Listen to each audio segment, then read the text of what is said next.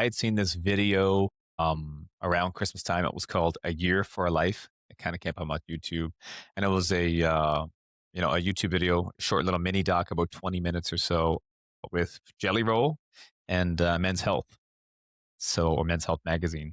And so, I guess for those who don't know, Jelly Roll is this huge country musician. I had only briefly kind of known about him a little bit before this, actually wasn't really in my music listening and stuff like that. I had friends who were huge fans and I'd actually gone to see his shows before, but I wasn't familiar with his music or who he was.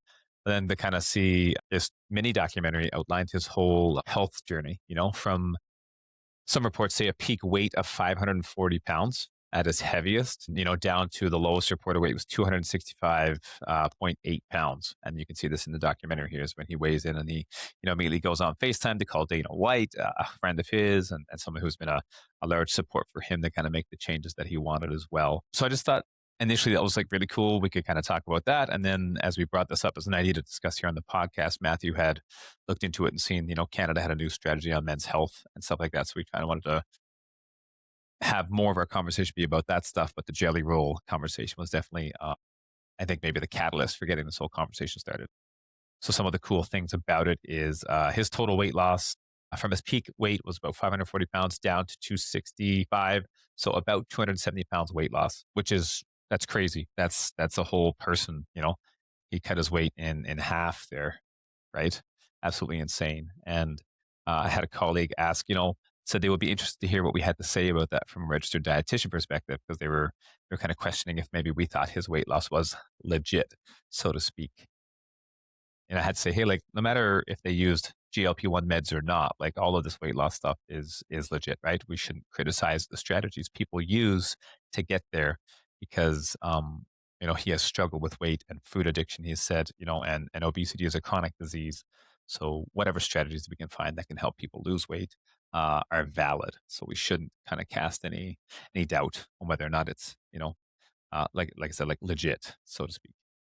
But turns out, anyways, he hadn't used GLP-1 meds. He had heard that some people's voices were drying up on these kind of meds. So he was really scared that it would impact his voice and he did not want that. So he just kind of went through the whole lifestyle transformation. He didn't just take it, as say like an easier way out with. He just changed everything about his life, living that total rock star life before, alcohol, drug abuse, substance abuse, stuff like that, partying like a typical rock star would do with him and his crew. Um, you know, he talks about food addiction, all the different foods and stuff he would eat. Treating it just like drugs, saying at one point he was eating over 6,000 calories a day. So he's like, guesstimating, but he said like no doubt about 6,000 or more calories a day. And struggle with weight his whole life kind of thing. So for him to kind of go through this change, you kind of see the whole journey of what it took, reaching out to some health influencers for help, getting a plan. The initial plan was to say this social media influencer health and wellness figure said, okay, yeah, I can help you. The plan is tomorrow you're going to get up and you're going to walk to the mailbox and back, and the next day we're going to add a mailbox distance. So just saying, and they said eventually, you're going to get to the point where you can get me 10,000 steps a day, right? So for him to just say, hey, here's our plan. We're going to do this thing and every day you're going to do it. So the video kind of details this whole journey. One of the things that really stuck with me through this was that it wasn't just him alone. And he has talked about this, right? And you see it in the video. It's really the whole social circle around him and the supports that he has, right? His whole crew kind of changing their things. They said before they used to have challenges on maybe who could drink the most, right? A lot of binge drinking, stuff like that. Whereas now they have health challenges. The one that they're working on in the video is the first person to get to 100 straight push-ups gets 10 grand. So, and to see that the whole crew around him has also made more healthful changes and stuff like that goes to show, I think, the power of our social circles and how they can either help lift us up or also maybe slow us down. Yeah. So just a really fantastic transformation and thought we could touch on that. And then, obviously, bridging this into the broader strategy for Canada's men's health, boy, men's health strategy. Yeah, there were some important parts in there that I think are relevant to what we go through in our day to day with our clients and our work as dietitians. I know when this isn't particularly a thing that is exclusive to men that are working with us, But the part about having a social circle or social supports or people around that are also working towards a similar goal, even though it may be slightly different for themselves. But I think of people that I've worked with that have tried to make some form of a lifestyle change, whether it's for the purpose of weight loss or not, just something related to their health. And they're like, okay, I want to eat better, or I want to eat more balanced, I want to have better energy, or maybe it is related to weight, but they have a lot of their external environments, either social such situations or family or workplace or whatever, that is fighting against them, or at the very least not helping them. It just makes it that much more difficult. So I think that element of Jelly Roll story is super impactful to say to folks that, well, when you're trying to go down a journey, you can't just put all the pressure on yourself. You can't obviously project it onto everybody else and make it everybody else's problem.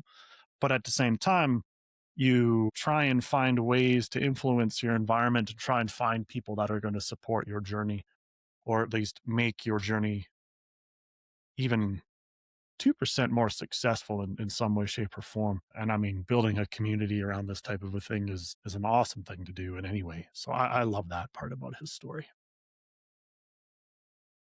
Another great part of this, I think, that also relates to what we talk about in our practice and in past episodes of this podcast is the focus on moving towards new behaviors, which we would say is like an approach based type of goal setting as opposed to avoidance. There is that aspect here that you mentioned of them wanting to, for example, consume less alcohol, but it wasn't just that. It was we also want to implement these new things and in our social circle do these new things together, work towards something and not just focusing on the avoidance because that can make things much more challenging, much less motivating, and overall less successful. So I was also glad to see that aspect here in this story. Yeah, 100%. And I know that we talk about it often. At least I do in my practice. I know some of you guys do as well.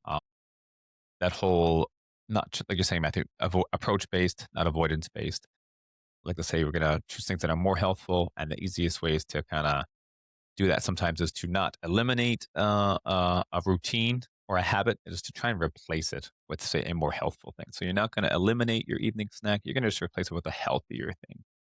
So that way you don't have to worry so much about having to reshape your whole environment and those behavior cues, automatic triggers that we're not even necessarily aware of. But we can keep those same kinds of things in place, but we're substituting it with a more healthful habit, which is, we see a lot of that here in this journey as well. I find a common thing is, I want to reduce my treat intake, or want to reduce my alcohol intake, or something like that. And then if there's nothing there that's providing an additional stimulus that that thing was doing, because there's usually a reason why people are doing things. And if it's just remove and then just hope everything falls into place, there was a substitution of sorts that happened, which is a good example of how to handle those things.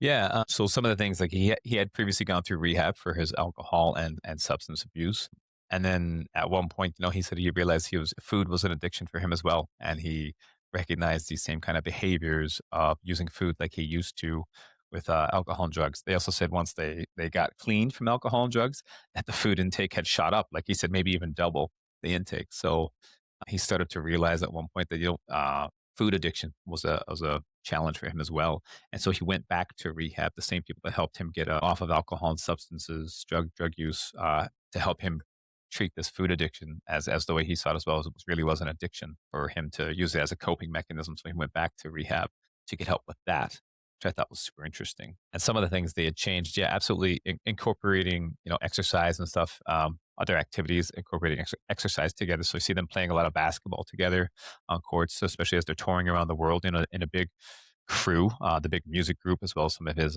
friends and stuff. They're all traveling around the world doing shows. Doing over 100 shows a year at one point in time. So that's like 33% of your life you're on the road. Not at your home base, and you're in a new environment all the time. So the easier decisions are maybe not always the most healthful decisions, but to see them make that concerted effort to really make more healthful changes. He hired a nutritionist, chef and nutritionist, right? So initially, it was like hiding a whole bunch of vegetables and stuff in sauces and stuff in his foods. So, some of that stuff's really hard, right? We're not going to say everybody can afford to hire their own personal chef and stuff and take them with them wherever they go, but it's kind of show the same kind of strategies. A lot of times it's simple, but that doesn't mean it's easy. Kind of said that before in other podcasts and stuff.